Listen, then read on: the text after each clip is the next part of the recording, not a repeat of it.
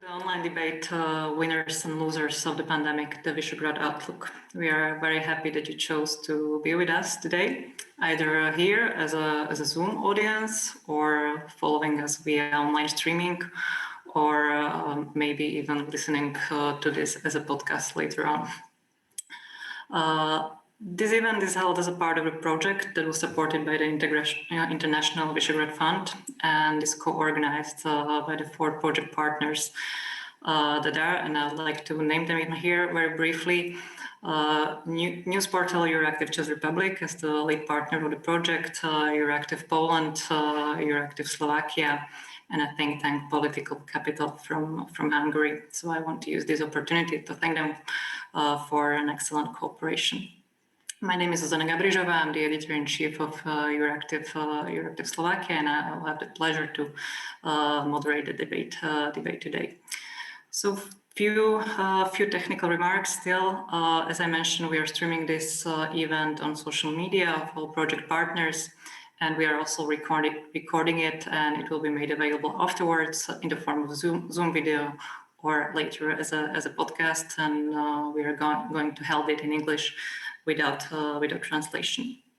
As for the flow of the event, this will be a moderated debate with our speakers in the first part, with the possibility of asking questions through the Q&A functionality that you can find here in the Zoom at the bottom part of your screen. So feel free to jump in with any questions or maybe even comments that you might have.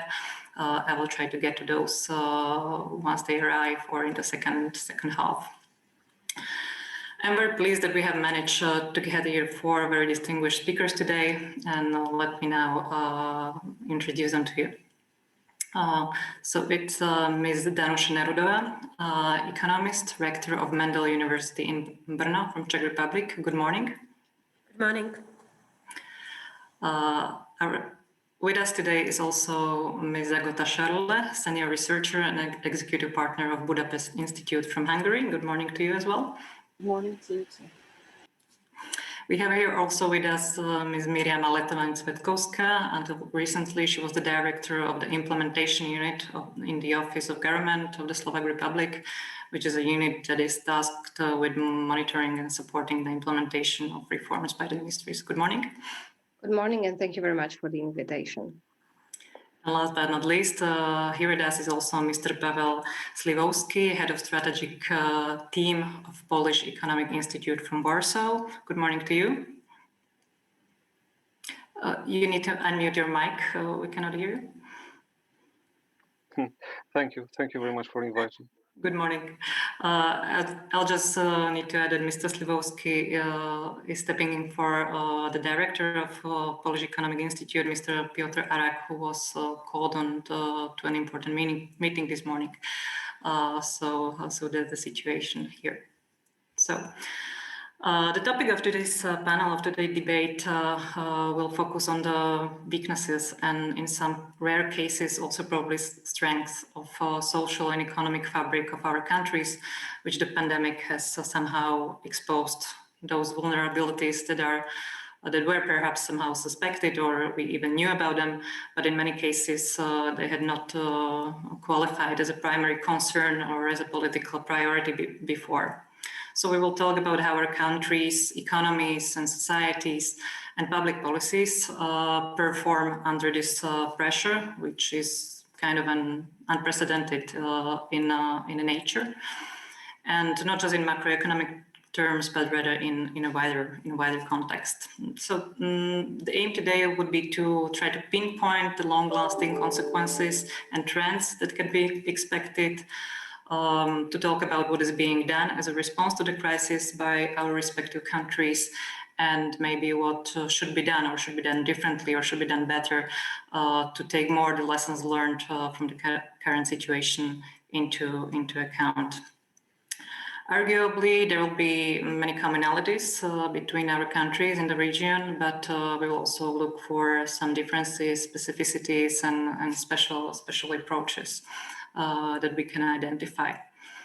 So I'll suggest let's start with some basic diagnostics to use the pandemic language, and we'll see whether we will find some common features there.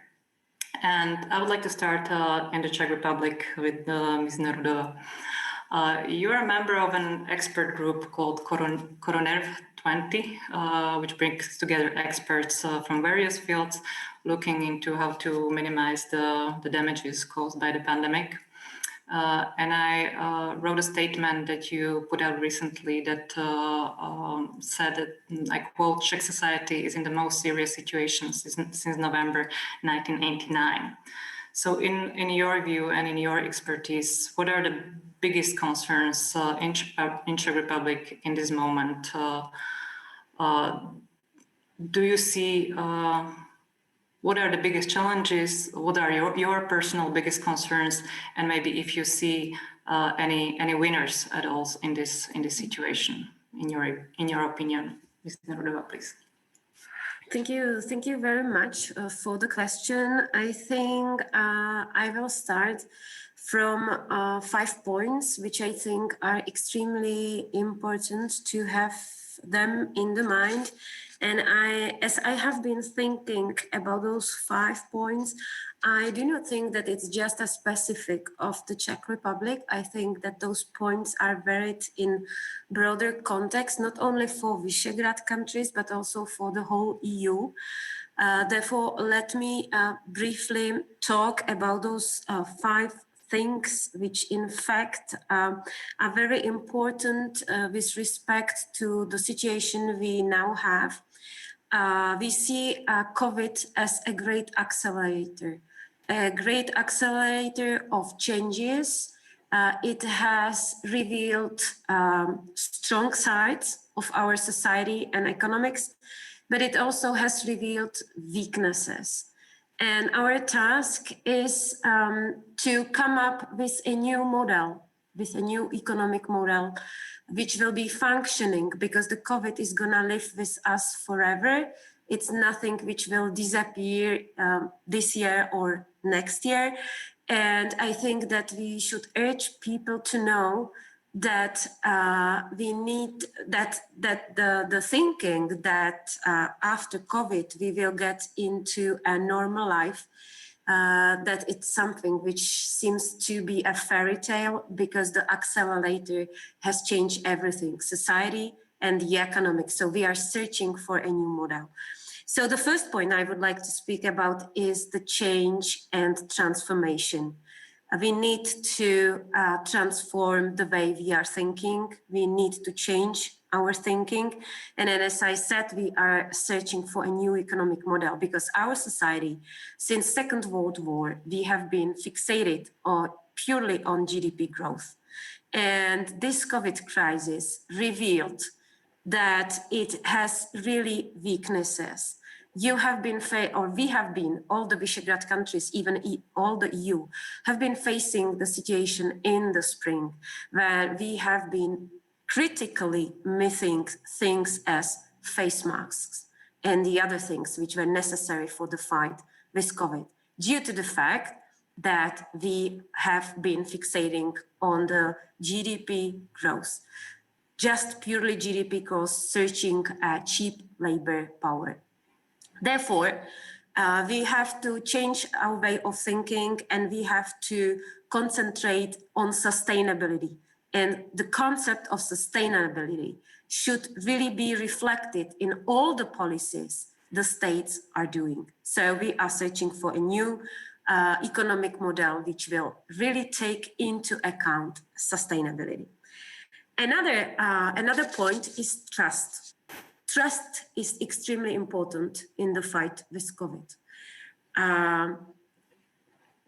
Once I have been speaking with the person who was a Nobel laureate in genetics, and we have been given the question what the world would be without science. And my question is, it would be world without future. And I think that we really need to renew a trust in science. We have to fight this fake news and populism, because it's really the weak side of our fight with COVID. Therefore, the renewal of trust in governments, renewal of trust in society, and renewal of trust in science. That's an essential feature of our fight with COVID. Third point for me is security. Since the Second World War, we have been living with the false feeling of security. And this false feeling of security we have lost, which is good. I think it's good because it changes our behavior and way of living. Therefore, things which needed to be discussed are things like food security or health security, because also this crisis revealed that we have problems as a region with food security. For example, in the spring, we have been lacking certain type of foods from Italy due to the barriers in international transport. Fourth point for me, very important one, is international cooperation. This crisis revealed that international cooperation within EU and within NATO is crucial for the fight with COVID, and that we all need to be part of some international platforms. This is true also in the situation that we have better access to vaccination and a better opportunity to get vaccines than in situation that we would have been acting as separate countries in this process. And the last one is our investments. We have even though we have crisis, we can take up this crisis as an opportunity, and it's very much connected with a Green Deal and new EU budget. And we should aim for smart investments to recover from COVID. And the smart investments should, of course, be aimed at environment. So we have a unique opportunity to come up with smart investments, which can help to not only to transform our economics, but also to help our environment. So from my side, those are 5 important things, which are not only important for the Czech Republic, but I do think that they are important for all Visegrad and also EU countries. Thank you very much. Also bringing the wider context into the view. We will certainly tackle that as well. Like some 5 points: sustainability, trust, security, international cooperation, and smart investments as the biggest point going forward. Let's move a bit to Poland, Mr. Śliwowski. Maybe is the situation in Poland somewhat specific in terms of socioeconomic conditions and the scope of the hate of that the country is currently experiencing? Poland scored better than many countries in the last economic crisis in 2009. Of course, this crisis is very different in the nature, it's structurally different. What would your biggest concerns be and your mapping of the situation when it comes to winners and losers so far? Yes, thank you very much. Yes, I could definitely agree that in the previous economic downturn during the financial crisis, and then subsequent economic crisis in the Eurozone, Poland was performing relatively well, and to some extent, this is repeating right now during the corona crisis. Of course, what is not repeating is that our GDP fell for the first time in the 30 years period. So for the first time after the communism collapsed, we experienced basically in 2020 the fall of the GDP.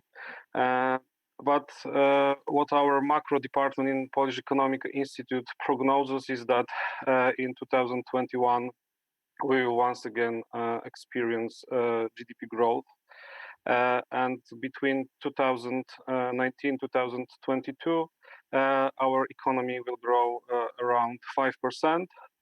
So we are not experiencing the profound crisis, rather the slowdown. So we will reach the level of the growth in 3 years, which would basically took us 1 year to occur, had not the pandemics evolved. So basically, if I would like to stick to the title of our debate, so who are the winners and who are the losers of the situation? So let's maybe start from losers. So definitely there are sectors in Polish economy which are highly struck by the restrictions. And these concentrates in the hotel catering and restoration services. So basically they are not allowed to operate in full capacity. Majority of these companies have to shut down. Some of them could operate in the limited capacity. So the economic consequences of pandemic restrictions concentrates within these sectors. Of course, we speak about entertainment sector, for example, all the theaters, cinemas, events, and so on. So basically, they are losing up to 90% of their income in comparison to 2019. And the third sector is airline sector. So our airline travels, airline movement declined also by 80-90%. So these are the three sectors that were severely hit by the crisis, by the restrictions. But what's good, what is the good in this bad situation is that these sectors are not influencing heavily the whole structure of Polish economy.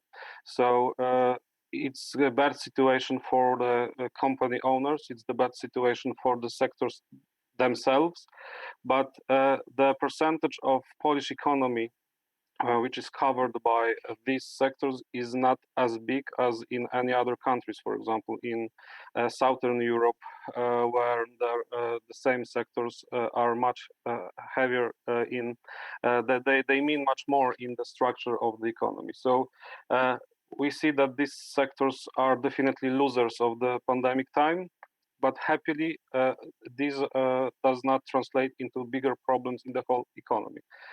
And at the same time, we have definite winners. So, for example, when we look at the macro data from the late months of the last year of 2020, we experienced something which was really unexpected if we compare from our expectations from the beginning of the pandemic in March.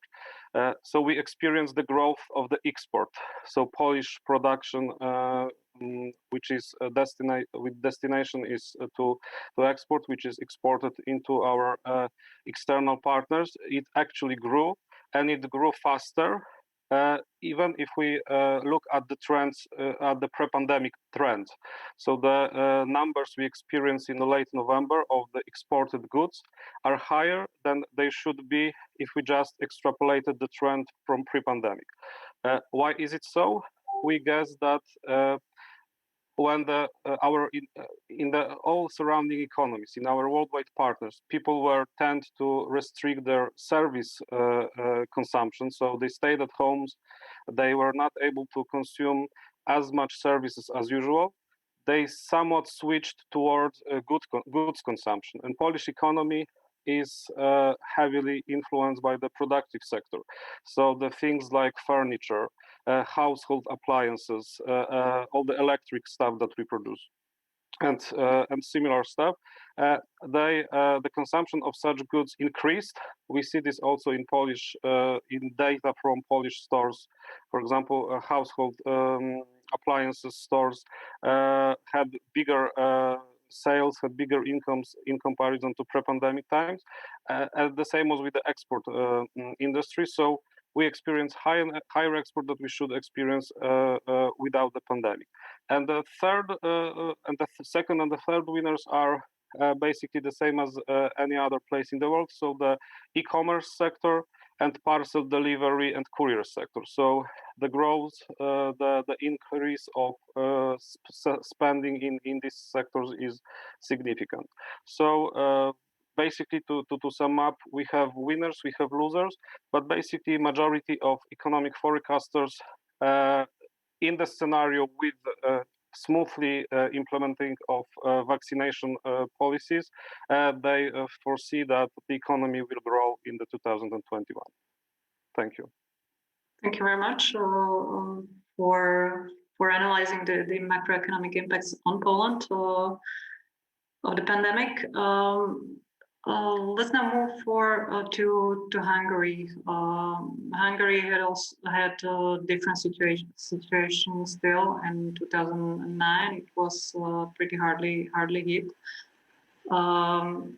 What are maybe in Hungary the biggest revelation about the social and economic realities in the light of the pandemic, Ms. Charlotte?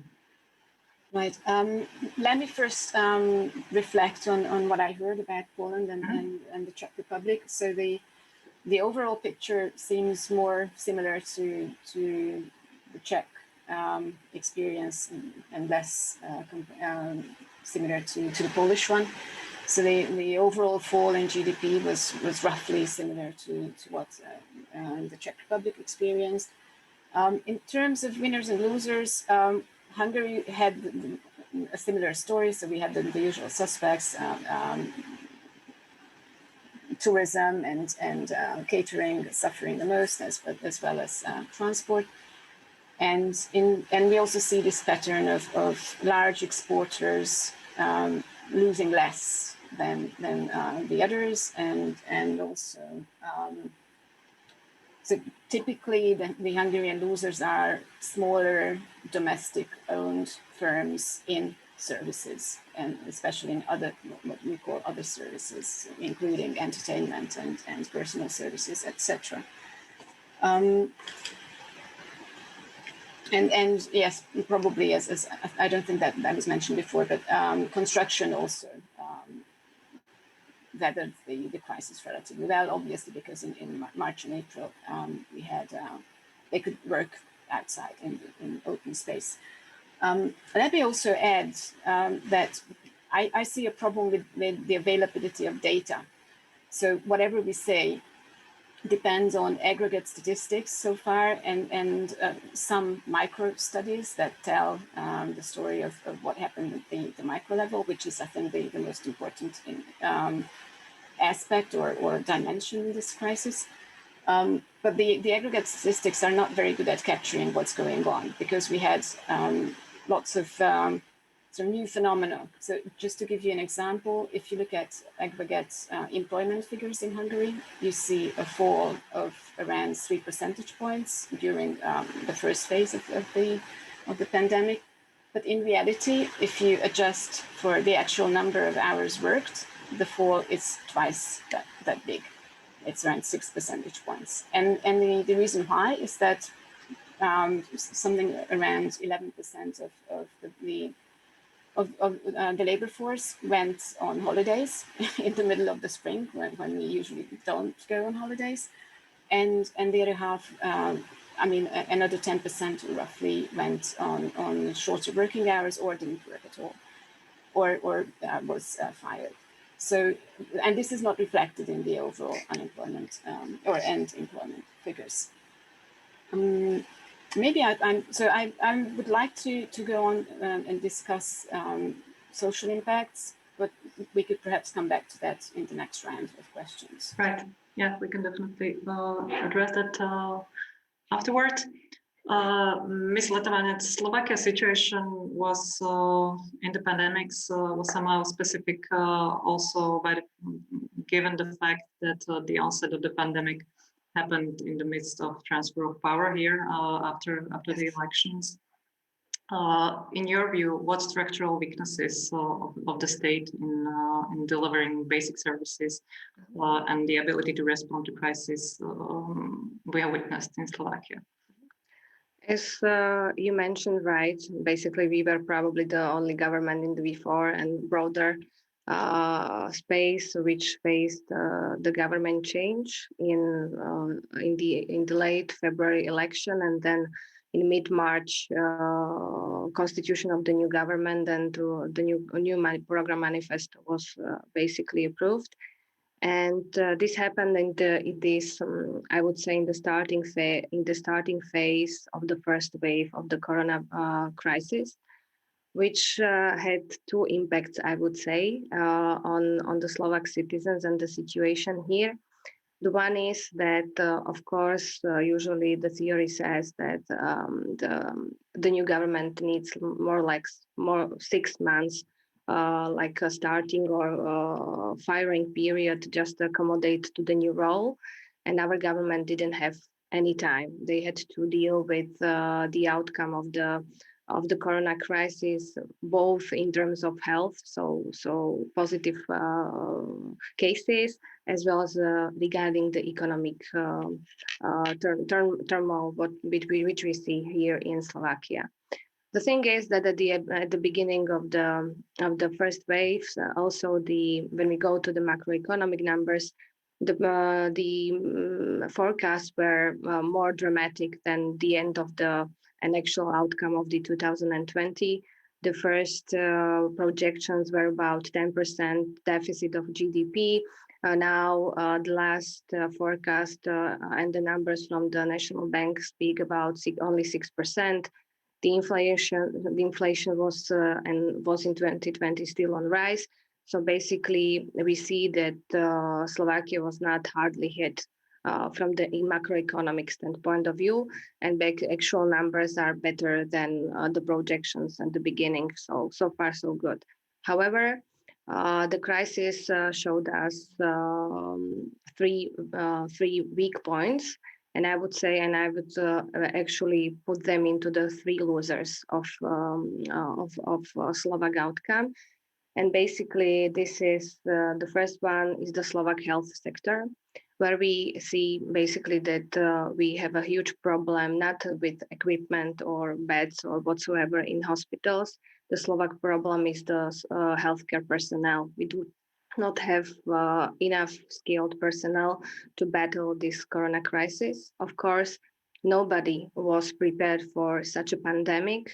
Our last pandemic plans were related to influenza pandemic. So yes, we had to prepare new plans and accommodate to the new situation as the rest of the world. However, the shortage of healthcare personnel is very well aware. We are aware of that from 2010. So we are still somehow, and we saw what happens if there are no reforms implemented during the growth time, and now we very much fight with this.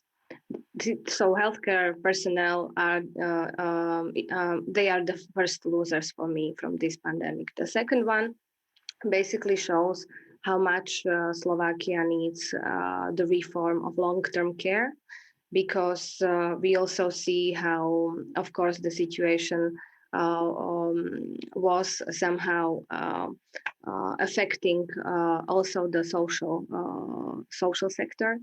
Slovakia has now, when we speak about the current numbers, one of the highest rate of deaths per 100,000 inhabitants when we speak about the corona crisis. So yes, of course, this is the second. For me, this is the second area where Slovakia was somehow missing the point for reforms. And the third one is, of course, the education and our kids and their access towards the education. In the first wave, we saw that digitalization is still a huge problem in 2021 for Slovakia or 2020. We had more than 52,000 kids unable to connect to distance learning in the first wave. The current numbers are still not available. So digitalization is definitely, or the education sector overall is one of the biggest losers of this pandemic. And this is directly connected towards for example, to women workforce in place. of course, because this is affecting the overall situation of the income of the families. But I see very much one winner in Slovakia during the pandemic, and I have to say that Slovak academia and Slovak scientists proved to be a crucial player in corona time, because even though Slovak research and science is very much underfinanced in the Slovak budgets, in the Slovak budget in the past and in the budgets in the past, we were able, our scientists from the group of scientists under the Slovak Science and Academia were able to come up with a COVID-19 test, Mr. Čekan and multiplex ID, that were, these gentlemen and ladies were able to come up with the products which is a product which is able to track the coronavirus. And I think that in Slovakia, especially, they are the #1 winners of the pandemic. And I don't know whether to reflect on the rest of my speakers, but one of the points that I think are very important for Slovakia in this time, and reflecting Ms. Nerudová, is the trust of the government, because especially in Slovakia, we saw during the entire 2020, and it's continuing into 2021, that we have very much lack of predictability in decision making and high degree of improvisation. And this is mostly connected towards the immediate response phase, when the government has to respond on the development of the corona crisis. And this approach is somehow negatively affecting the effectiveness of the measures which are approved and implemented. Thank you so much, Ms. Letovanec. So we have, with your contribution, we have moved more beyond macroeconomics, beyond concrete sectors and how hard they were hit, more into the really social fabric of our societies, and the ability of the political class and of the government to reflect on those changes and challenges within the society, as healthcare and education. Maybe it will be interesting also to hear from our other speakers what's the situation in their countries when it comes to these sectors, and to how the governments were able to be supportive to those who are in the first line of the response. How they were able to tackle the support for the healthcare sector and for education that you rightly mentioned as the sectors that are really under huge pressure, and were in the past been somehow left underserved. Let's put it that way. So, Ms. Nerudová, would you analyze the situation in Czech Republic in a similar way? Yes, with respect to healthcare, I think that now we are in a bit different situation than in the spring. We have quite robust healthcare system. Therefore, we have quite high capacity for COVID people. We had discussion like 3 or 4 years ago to reduce the number of beds in the hospitals. And now it seems that even though at like 3 or 4 years ago, it has been considered as a great inefficiency in the system, the fact that we have not been able to make the system more efficient is now a strong side of our healthcare system, that we have enough capacity for COVID people, and we are able to clutch the brake just to not fulfill the capacity of the healthcare system. In the spring, of course, there has been lack of everything. However, now because we have a very strong nanotechnological sector in the Czech Republic. And even without a great support, I mean, now at the moment, this nanotechnological sector, of course, has been established with public money, because those are the money which have been invested in research and science, but we had no a special support program for nanotechnological sector, but it has boosted up during the summer, and now the production of nanotechnological sector in the Czech Republic is covering all the needs of the Czech Republic with respect to face mask and the other stuff which is needed in the hospitals. Therefore, this is, I think, a bit different situation than in other countries. Of course, that we are lacking enough human capacity. We have enough beds, but we don't have nurses, we don't have enough doctors who would be able to serve. So people are really overloaded, they are tired. There have been a special program to get more money to these people. However, I think that only half of the promised money really traveled to the people really received it. We had a lot of proclamations how much this workers in the first line will receive, but the reality is that there is a great bunch of people who has been working in the spring in the first lines and still have not received that money. So this is more or less the situation in the Czech Republic now. We have a problem with the logistic of vaccinations. We are behind. We have a great delay with establishments of vaccination centers. We don't have enough medical materials. So again, the situation is the similar as in spring. We have to buy those things in China instead of in European Union. Maybe if we would have strategic plan and if we would start to prepare in the summer, maybe we would be able to leave this money in the European Union or in the European market or in the Czech economics. Now we have to buy it in China again. And of course, we have a great discussion in the Czech Republic regarding the vaccination strategy and the fact that who is guilty, whether the European Union or the Czech government.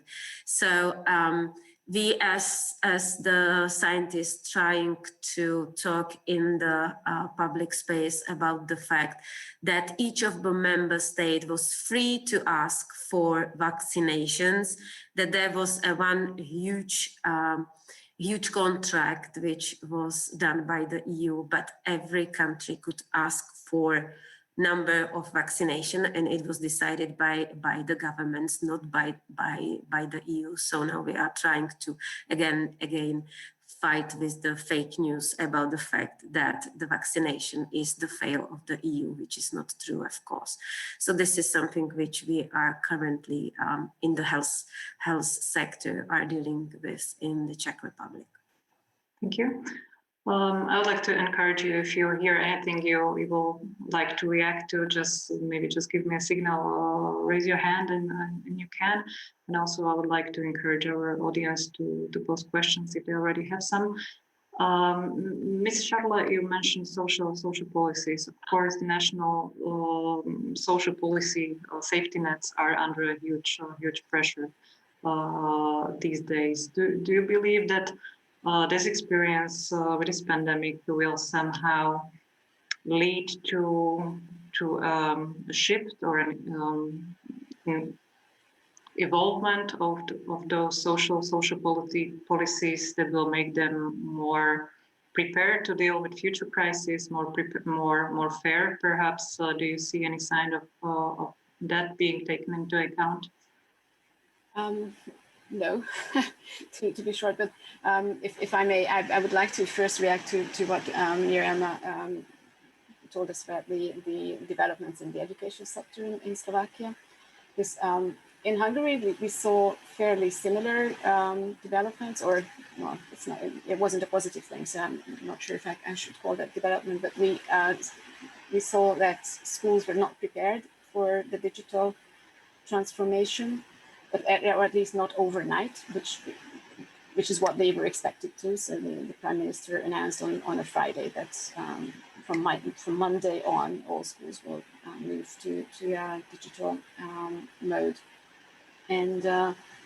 And what happened was that this increased the disparity of good and bad schools, or more advanced and modernized schools, and less advanced schools, and typically at the expense of disadvantaged students who very often didn't have access to IT.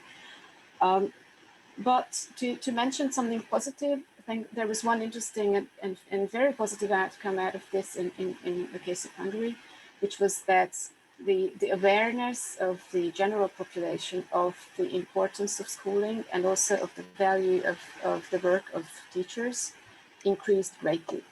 So basically, parents who had to do homeschooling at home and had to actually open the textbooks of their kids and see what they were doing, suddenly understood how much is going on in schools and the high level of expertise that teachers should have to be able to perform their tasks. And I think this might be lasting in the sense that there might be probably a more pressure from the general public that we pay our teachers better, because this is a long-standing problem in Hungary, that teachers are underpaid and the quality, the average quality of teaching staff in schools is not as high as it should be. So that might be a positive outcome. Now, turning to what you have asked of the social safety nets, I would first like to just reflect on again the immediate phenomena that we observed, and perhaps come back to future options later on. So I think the big lesson in Hungary was the important role of municipalities.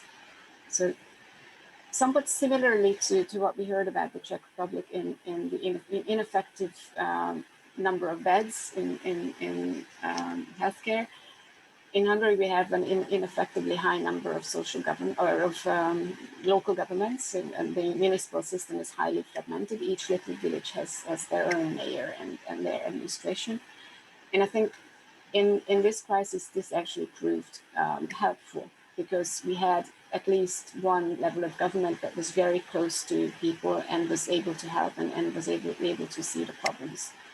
So otherwise, the healthcare and education system, and to some extent the social welfare system, is over centralized, and the government was just too far and too slow to react to local problems.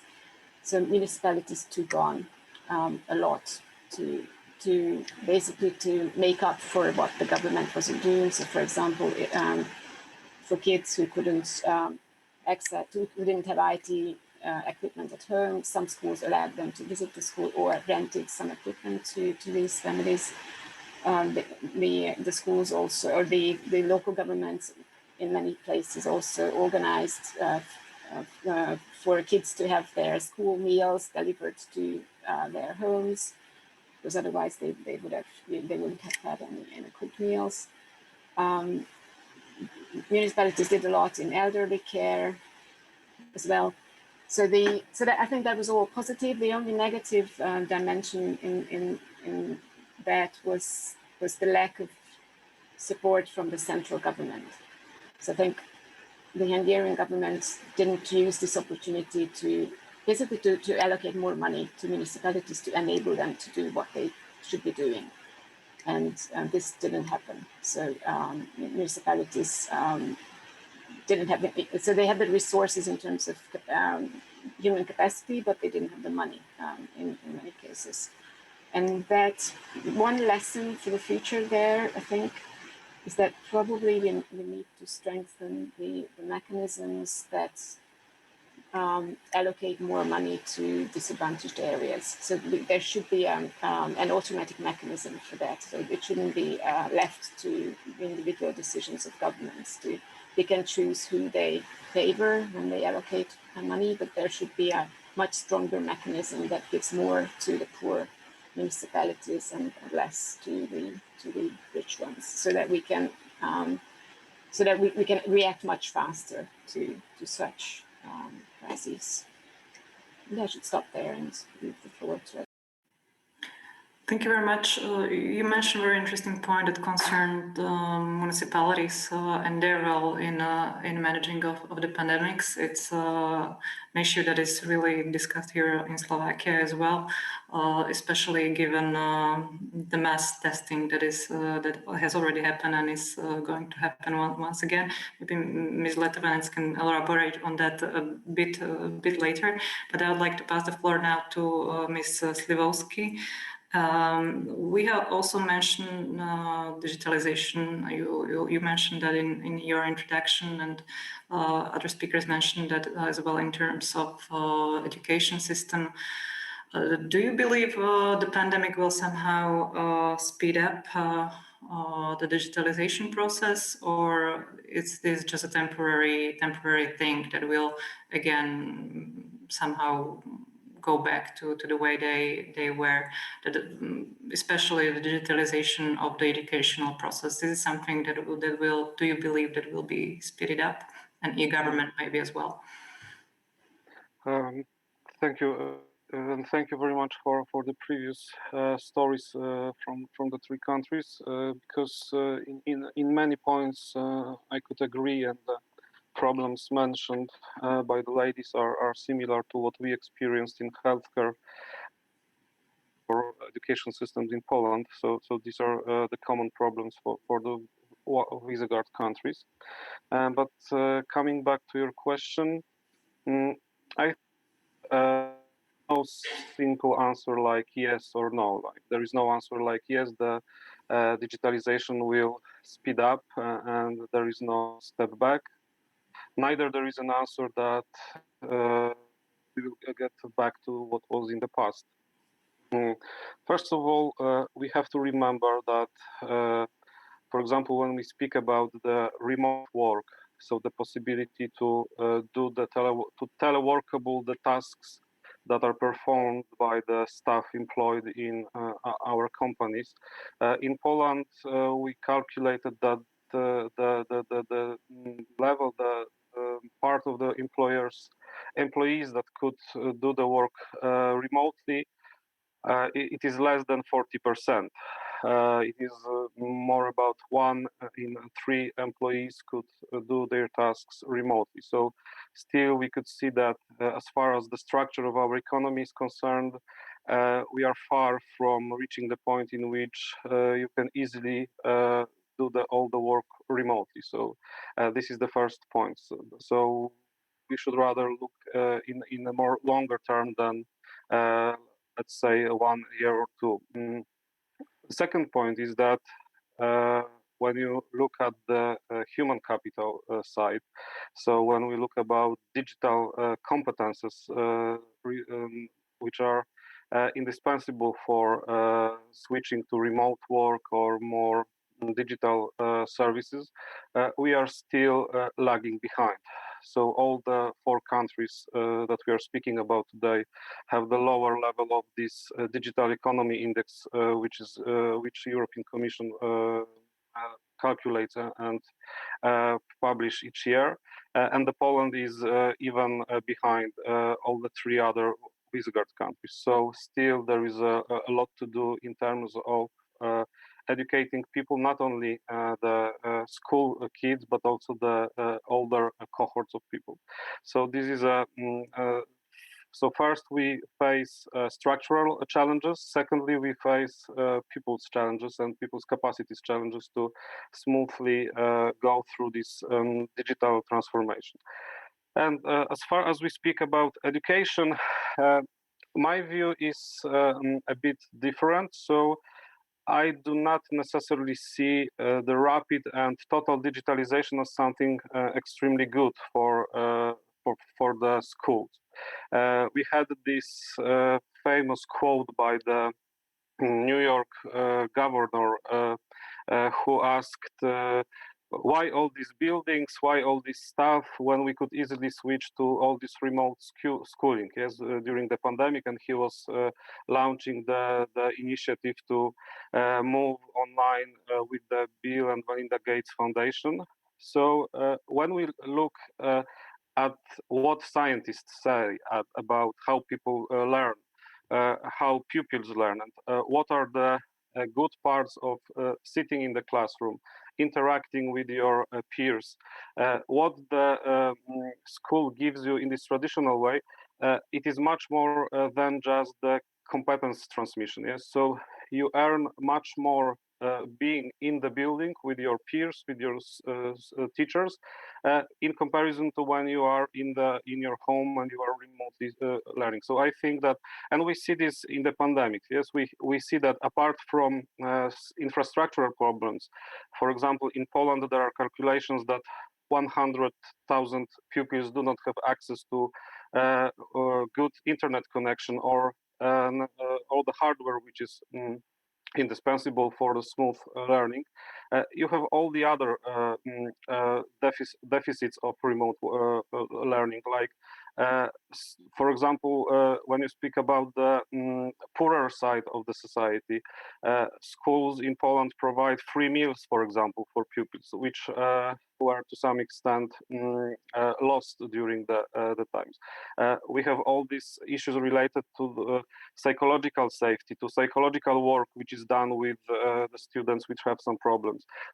Schools also have this equalizing role. When all the research that is gathered during the pandemic shows that when you have well-educated parents which are able to help you during the remote learning, you gain much more than when you compare yourself with the pupils which, for example, have parents who have to work at their offices or their sites. So they are not able to help you because either they don't have time or they don't have personal capacities to help you. So, in my view, we have to acknowledge that we are facing the digital economy, that we are moving towards this 4.0 industry, and we have to expand our capacities. But we have to be very vigilant, and we have to acknowledge that traditional school has also its values, and we should rather strengthen this instead of switching to the new model. So Thank you very much. That would be my point. I've seen Ms. Sherla wanted to react. Yes, thank you. I just wanted to clarify that, at least for myself, speaking for myself, I wouldn't want to say that teaching or education should go fully digital. I just try to explain what happened in Hungary when education had to go online, which wasn't a choice. It was a necessity to stop the pandemic. But I think it's important that to say that we need a combination now. We need traditional school combined with digital methods, which could be used within the classroom, like smart blackboards or whiteboards and the other tools. Partly because the kids are themselves digital. I mean, they are born with their iPhones in their hands, and they can relate a lot more to what happens in school if the teacher uses digital tools, and partly because there's a host of technologies that you can bring in to enhance information and demonstrating things in a digital way, and also because digitalization also could offer teachers a lot more support, both coming from a central educational authority and both from their peers, which is actually what happened in Hungary. So one nice or positive development was that since teachers didn't get much help from the government, they set up their own self-help groups and on Facebook and other social media, and there was a lot of exchange of ideas and methods, which I think is actually a huge opportunity, because if you think of the cost of sharing methodology and teaching materials 50 years ago when everything was on paper, and compare it to today when you can just send it on email or work together on some in the cloud. There are huge opportunities in sharing teaching materials and basically bringing everybody up to at least a minimum level of teaching quality at a much lower cost. So I think we should explore that and use that opportunity. Thank you very much for the clarification. Let's maybe address your two questions that have already arrived. The first one is directed to Ms. Nerudová, and I will read it just for our viewers online. I really appreciate you mentioned the necessity of sustainable economic model. Are there already any concrete suggestions on how to approach this transition in the Czech Republic? Even before COVID crisis, I have been on the board of H2020 consortium called Fairtax, and one of our tasks was to come up with the measurement of the sustainability. We created some model for measuring of the sustainability, and based on this model, we are trying to set up a discussion. I think it's very much connected with the initiative Beyond the GDP. This is the initiative which is not new. This is something which exists more than 10 years already. And we are doing the examples and trying to persuade people that GDP is not the indicator which is correctly reflecting the well-being of the population.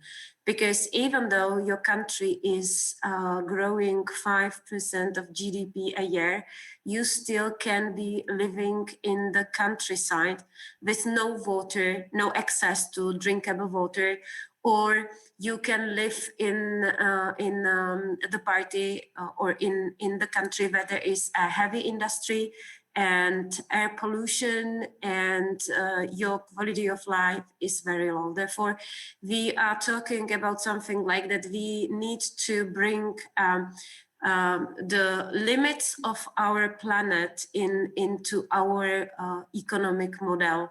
That's the way we are thinking and trying to set up a discussion in the Czech Republic. And I have also one comment with respect to the education and the digitalization as being director of the university. I think that we have to have in mind the diversity of the problems. Yes, I do agree that there are extreme problems with this situation and this online learning for first and second grade for grammar schools, because if you look on the access to high-speed internet in the countries, there are great differences among the regions. And of course, that the kids from the groups or from the social groups have the problems to access the computers and everything.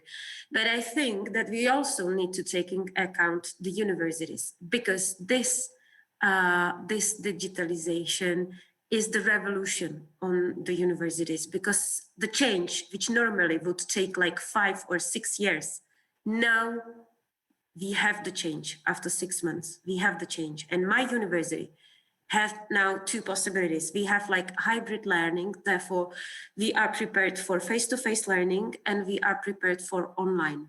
And everybody knows what to do and we can quite easily to switch. So we are really prepared. Of course that we have study programs as medicine or chemistry or forestry, when you need to go out, you need to go with the students to the labs and so on. Of course, this is a problem. But I think that this on the universities, especially in V4, it's the possibility how to increase the quality of learning. How? It's extremely easy to get a foreign expert to be part of an online course because it's cost nothing. Normally, you would pay money for him to travel. He would have no time to travel. But now it's just about switching on Zoom or Teams for 45 minutes, like this. And it can really increase the quality of university education. And I do believe in it. And it's a great opportunity for V4 countries in general, this situation. Thank you very much. We have another question, and of course you can react to what was said also before, but I would like to put a question out there. The EC Health Commissioner stated recently that she does not know any other countries than Hungary that has requested a Chinese vaccine. What is the position in other V4 countries towards Chinese and Russian vaccines? So maybe if you could just tackle that very, very briefly. Miriama Letovanec, maybe you can start. With a response to this question? Yes, and if you have any comments to anything that was before. I mean, as far as I know, Slovakia is not thinking on procuring Chinese. I have the same information that we are not thinking about the import of any of the Chinese vaccine. As the rest of my speakers mentioned, also we are also behind with respect to the vaccination of the population here. Yes, we have the same battles as mentioned by Ms. Nerudová, that it's the problem of the EU and opposite to the government's reaction. The newspaper is full of the headlines today that it came up this morning that who's in charge of that. I would say that we do not, until recently, we didn't have a proper vaccination strategy, because we have this big case of one of the sportsmen here in Slovakia who got a vaccine prior to the critical infrastructure here. And now, I mean, they're struggling with the explanation of how it happened and how it might be explained. I don't feel and I don't think that just one voluntary exercise in the hospital is the right feedback on such a thing. That's why we there are, I mean, in behavioral economics there is a number of approaches how to tackle this issue, especially also the American economists are speaking about that. And this is for the later stage of the vaccination, not for this one, when we need to get vaccinated the critical infrastructure. But of course, also probably in your countries we have like high resistance toward the vaccination here in Slovakia. These anti-vaxxers and hoaxes are full of social media. At the end of last year, it was basically about 60% of people who didn't want to get vaccinated. Now it's slightly decreasing. I think the right number these days is about half of the population. So basically, there are different nudges and models of charities and lotteries how the ordinary people here in the country one might be vaccinated if there is the amount of vaccine at the end of the day available, because I think that this is also one of the issues that we are discussing these days, that of course once there is somebody from doctors or other critical infrastructure who can't be today as proposed and planned to be vaccinated, there should be a reserve list for people who might be vaccinated that day, so we do not waste the vaccines at the end of the day. Of course, elderly people who are in the first line, the firemen, policemen, and so on, should be vaccinated as well. But I think that for increasing the trust of the government in their plan and their strategy, would be nice if also the people who are not like influencers and the sportsmen have the access on some like strict rules, have the access towards the vaccination as well. Thank you. In Poland, are there any plans to somehow distribute the portfolio of vaccines outside those being provided by the European procurement? No, for the time being, there haven't been discussions the public debate about such possibilities. Our government is still referring to this Pfizer-BioNTech vaccine, and there there have been this slowdown during the recent days due to these reconstruction works in one of the construction sites in Belgium. But still, we are mainly in this zero phase when we are vaccinating critical staff. And in the following days, we are switching to this elderly group to vaccinate them. So there are no discussions about Chinese or Russian vaccines whatsoever in Poland till now. Thank you very much. In Czech Republic.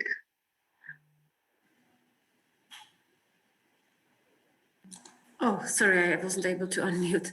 Well, there is no discussion about the possibility of Russian or Chinese vaccine because, of course, that we have a European this European body which is authorizing the vaccines which can be used in the EU. So there is no discussion, and I haven't heard about any efforts to introduce this in the Czech Republic.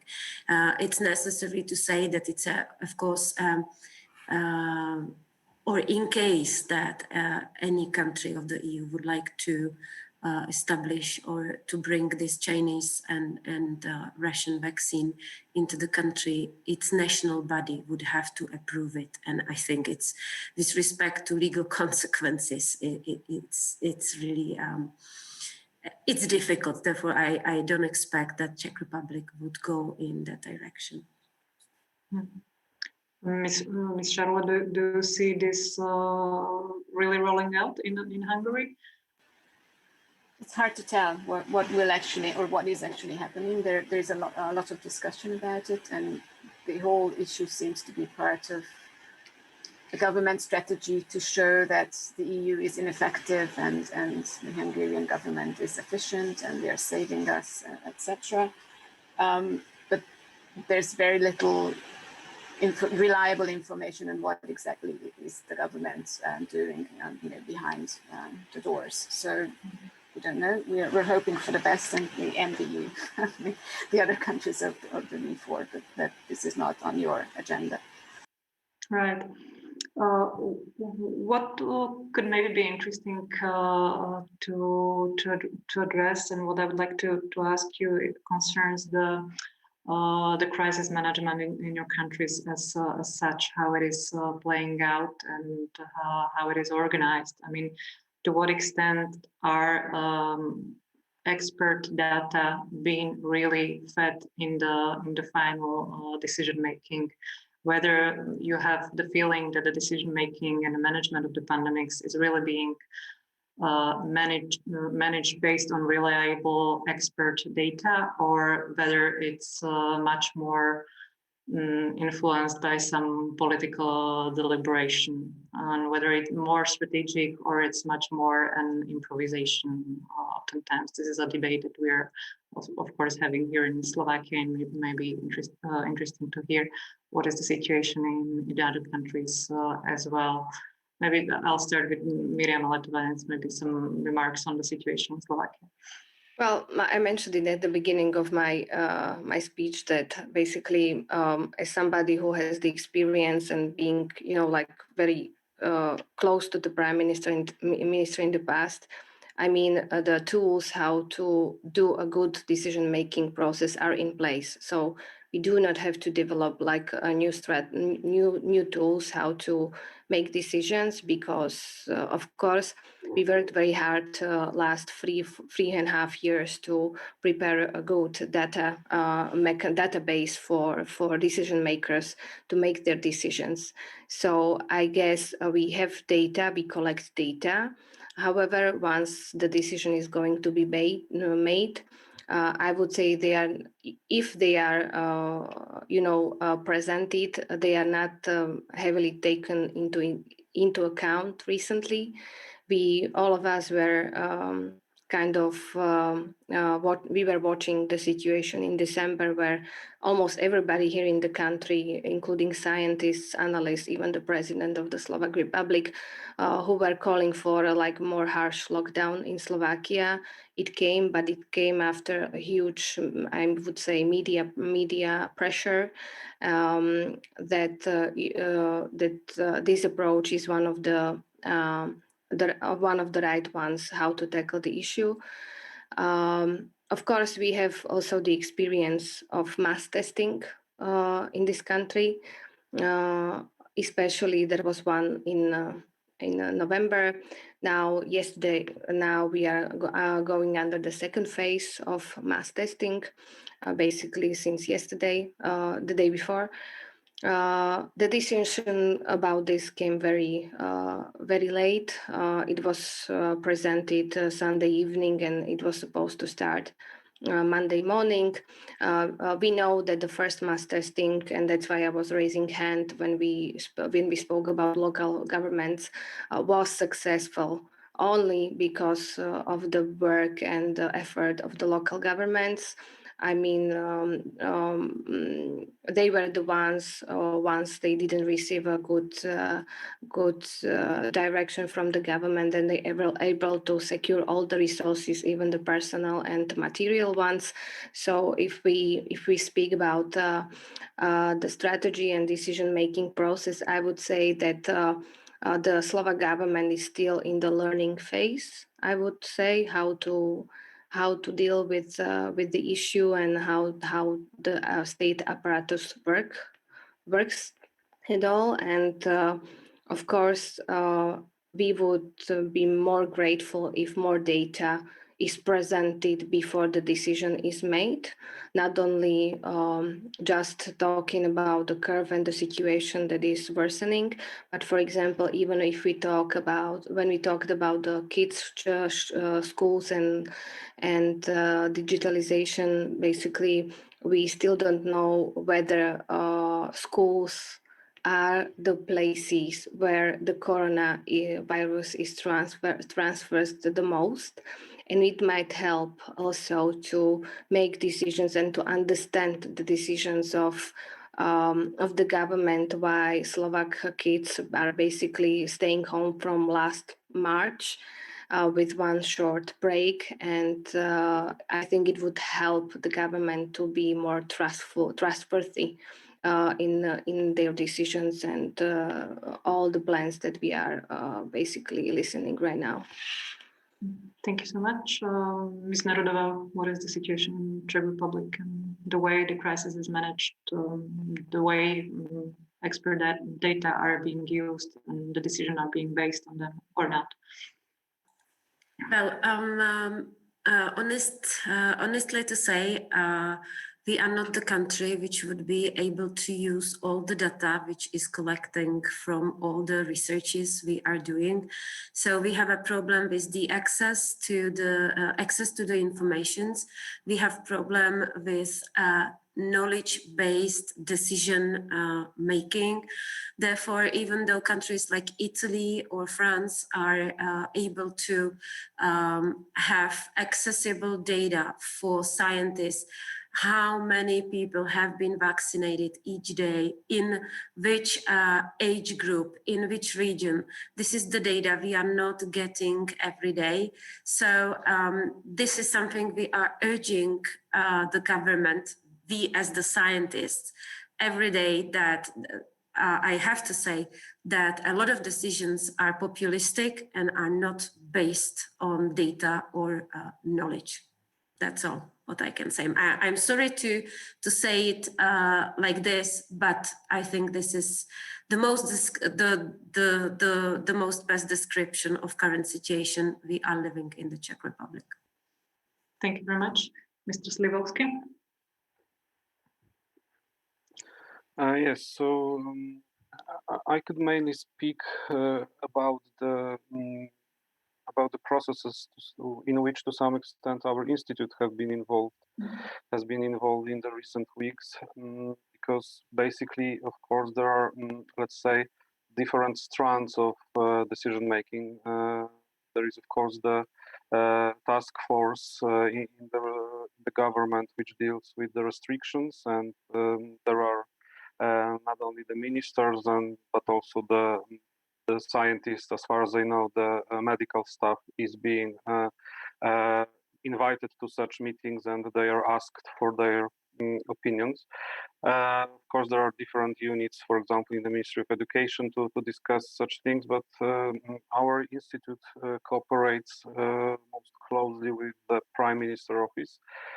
So from the very beginning of the pandemics, we have been asked to collect and to provide them with quite high frequency data. So as Ms. Agota Szarle told at the beginning, we had some challenging times in the March to collect the data which goes beyond simple aggregates, which goes beyond national official registers. So we were able to collect some credit card data from credit card providers, which is of course we are not able to publish it officially because there are many legal aspects around protecting such data, but it gives us a bit more overview what's going on in the consumption, in the people's consumption processes. We were able to collect data from the Ministry of Finance because in recent years we had a huge reform of it was the aim of this reform was to reduce the tax fraud. So more and more tax data, even high frequency data, was collected through ministry agencies. So they have data on cash transfers and so on what is going on in companies' registers. So we've been able to work with this data, and of course, as many other analysts, we use the data from Google mobility records and from data about how trucks are commuting inside Poland to look how the logistics is cooperating. So we've been collecting, analyzing, and sending this data during first wave almost daily, then with the less frequency, but as far as our experiences are concerned, there was a need from the government to get some more data beyond what's published in official registers quarterly. And as far as the broader situation in Poland is concerned, and as far as the expert involvement in decision-making is concerned, because to some extent this is the matter of my interest, I'm writing the PhD about using expertise in public policy making. So it's always the case that if you have such a situation like pandemics, then there is a case how much you can rely your decisions on evidence. Because if we look at the evidence, at the scientific evidence in a classic way, there is not so much robust evidence which can describe what you can do or what you should do in such times, because you deal with the high uncertainty, you deal with the situations in which you have to take decisions quite often without available data. So I think that, of course, we would all want more and more decisions to be taken based on the data, but in some cases, simply there was no robust evidence, and we are still discussing, for example, why we have closed restaurants, bars, and gyms. And many people from the public, they say that there is no such evidence that the transmission occurs in such places, and you can still show those people all the reports, all the peer-reviewed or not yet peer-reviewed working papers from around the world that shows that these are precisely the places in which the transmission has the highest rate. And still there is a huge group of publics that denies this evidence, and you have all these political discussions around such things. So I think that in Poland the overview, the whole picture is mixed. But as far as economic decisions are taking into account the government was directly asking for data to use it in their decision making. Thank you so much. Ms. Sherla, the experience of Hungary in the respect of policy making based on data. Yes, briefly. The situation is I think similar to what Ms. Nerudová explained about the Czech Republic. So the current government does not rely much on, at least they do not like to rely much on external expertise. They do have their internal experts there. And during this pandemic, I think the only difference was that they did ask for support from virologists. So they set up a team of healthcare experts, and they did listen to them up to some time. So not always. And we did have difficulty, compared to what we saw in Poland, access to data didn't improve much. So researchers did make an attempt to get either administrative data or business data on mobile phone use, etc., but without much success. So the government did not seem to have an interest in that. To say something positive as well, I did see a new development at least in the independent media, which was that we started looking at our neighbors more than we used to for policy advice. So, for example, the mass testing in Slovakia received a lot of attention in Hungarian media, and we also looked at the other countries and how they handle the education lockdown in the education system to get good practices, and this is new. We always and even if I look at what the government was doing, our prime minister always stressed that we look at what Austria is doing, and he would rarely mention the other countries, but the independent media did. Thank you very much. We have any question that might be interesting to address. Ms. Sherla already addressed it in writing, but I would like to put it to other speakers as well and for our audience online. I will read it out. The Hungarian government has provided some wage subsidies and very limited income support to unemployment people during the economic crisis. At the same time, it has dedicated significant budgetary resources to investment promotion and various other projects, arguing that government investments and new foreign direct investments will strengthen the economy in the medium term. All governments have been forced to increase deficit spending during the economic downturn. Is there a tension or a debate about more direct income support to boost consumption now and support to investment whose impact will be felt only later? Thank you very much. It was meant for all the panelists. So I don't know who would like to react to this question.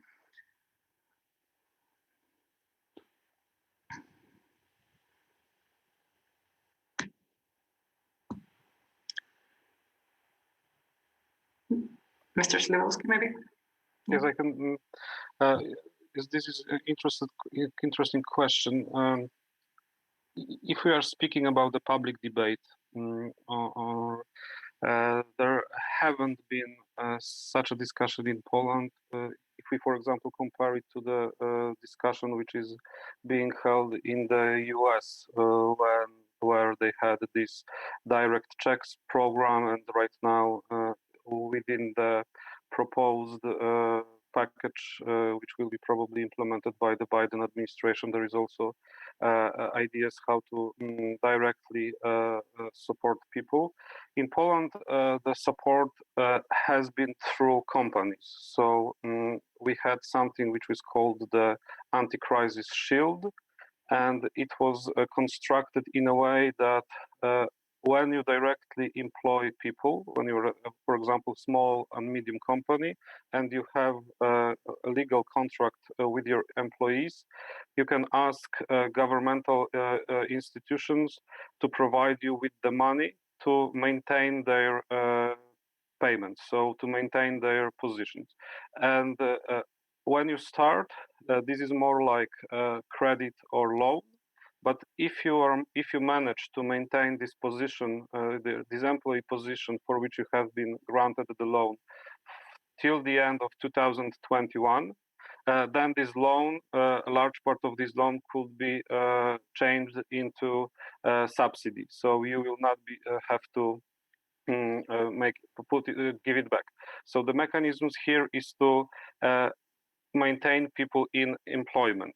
So to hibernate staff inside companies, because the idea behind that is that it is easier to rebound from the crisis where people are still within companies where they still have their working position, instead allowing them to be fired and then helping them find new jobs. So this was the mechanism in Poland. And to finalize, the discussion that was held in Poland was about a broader problem. The economists discussed whether we are able to, or whether we are allowed to change our fiscal rules during the crisis. So there was a one huge discussion, and especially driven by younger generation of economists who said that nowadays we don't have to stick to more traditional fiscal rules. We have to go with expansionary fiscal policy. We have to increase public investment during the time of crisis. We cannot cut expenditure like it happened during 2008-2009 times in Eurozone. And then when the economy rebounds, we will have to discuss once again about the fiscal situation of the country. So this was one side of the discussion, but at the same time there were numerous economists who opposite this view, and they said that still the fiscal rules, the spending has to be taken in consideration quite strongly, and we still have to look at the limits of debt on public debts in relation to GDP. So this discussion was much more pronounced in the media in Poland in comparison to the types of support for employees. Thank you. Ms. Nerudová, do you register any major debate on incentives to boost spending in Czech Republic?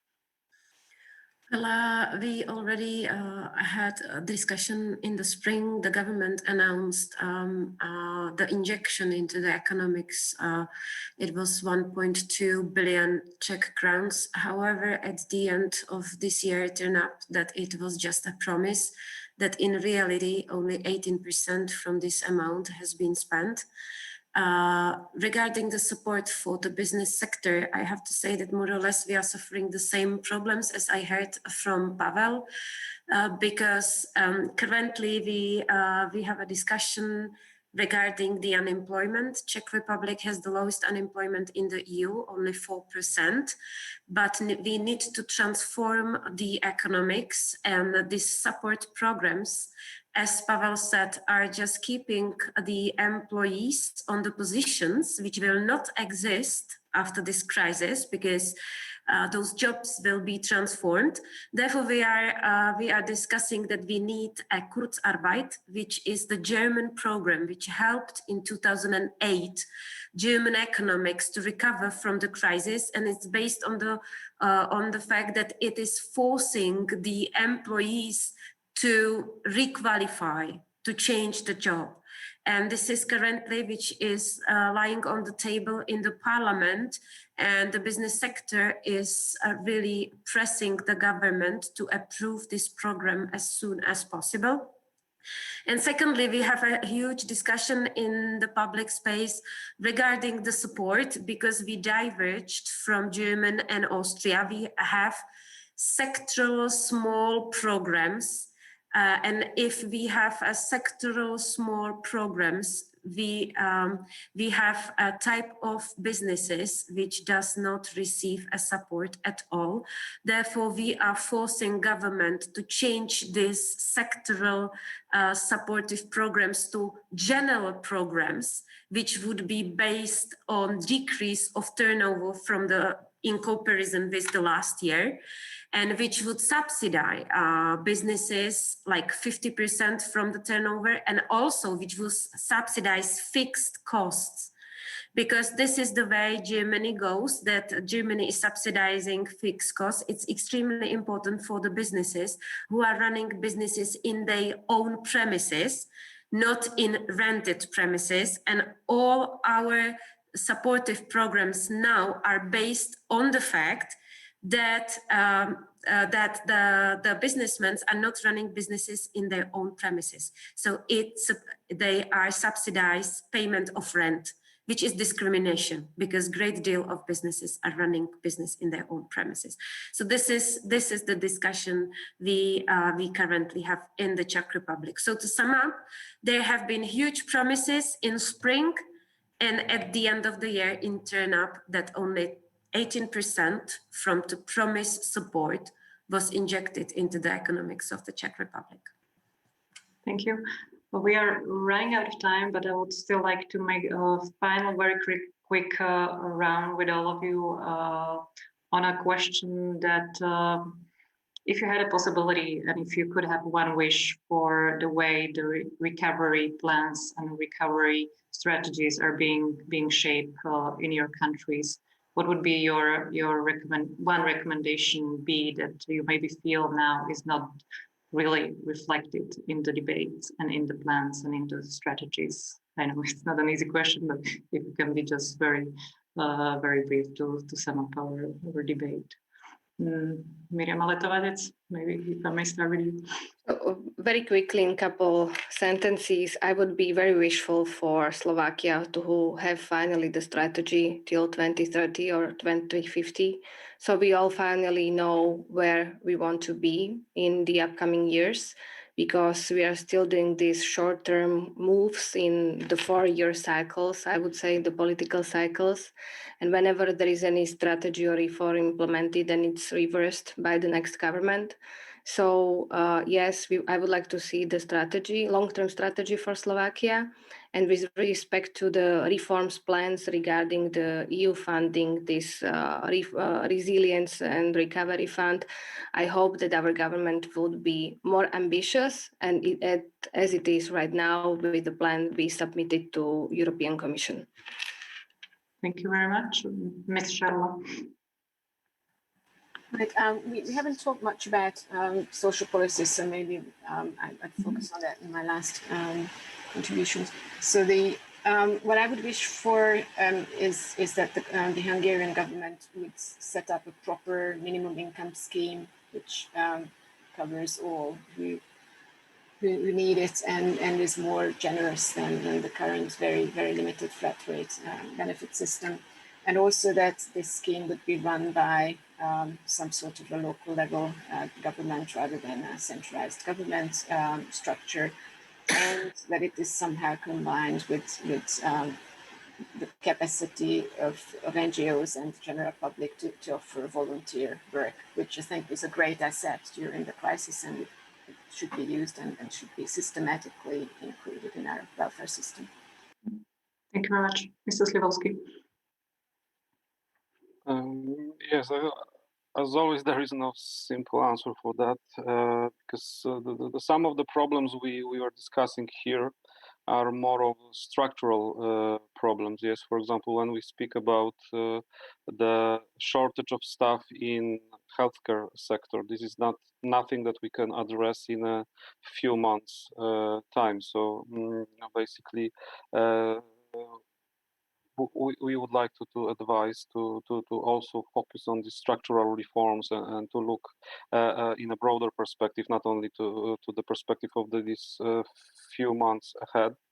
But of course, there are issues related to labor market. So, for example, in Poland, there is a huge debate, as always, that people doing similar stuff in companies could be employed based on 3 or 4 different contractual schemes, which then impact how much they contribute in taxes and social security payments, and how wide the social protection they could receive in times of the crisis. So this could be possibly addressed to simplify such issues to deal with, for example, how high is the taxation of work in these lower income quartiles, so to help these people to boost their employability and such things. So I think that we also will have to face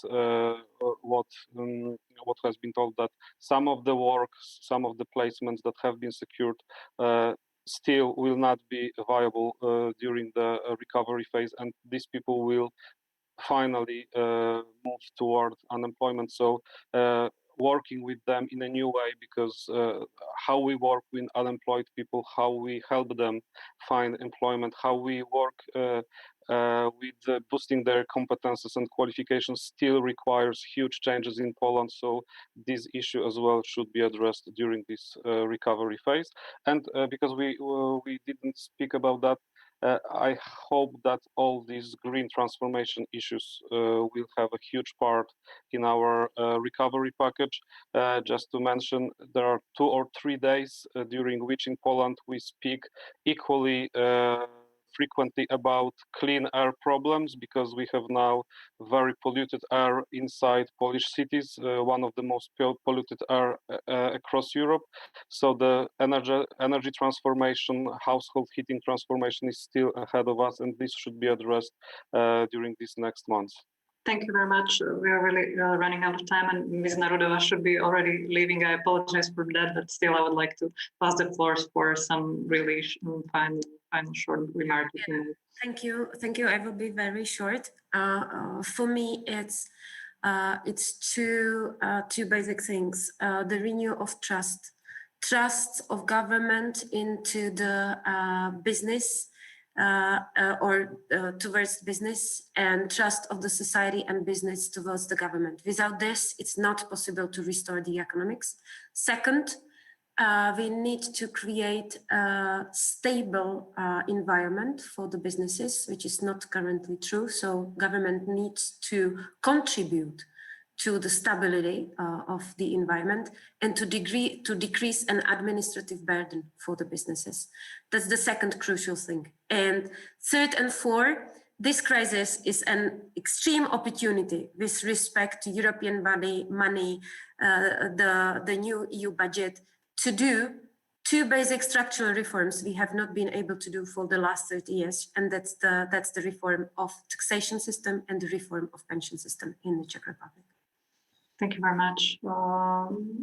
We really used all our time and some minutes extra.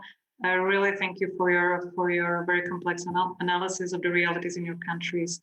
I really thank you for taking your time out of your busy schedule work and to be with us and discuss the topic. So I would like to namely thank Ms. Nerudová for being with us, Ms. Charlotte, Mr. Slavoski, and Ms. Letovanec. Thank you very much. And also, once again, thanks to our donors, which is International Vyšehrad Fund, and our project partners. And I still wish you also thank you for the questions that were coming. I hope we answer all of them, and still wish you a very nice days, and hopefully we will meet on some other occasion. Thank you very much for inviting me. Bye. Thank you. Goodbye.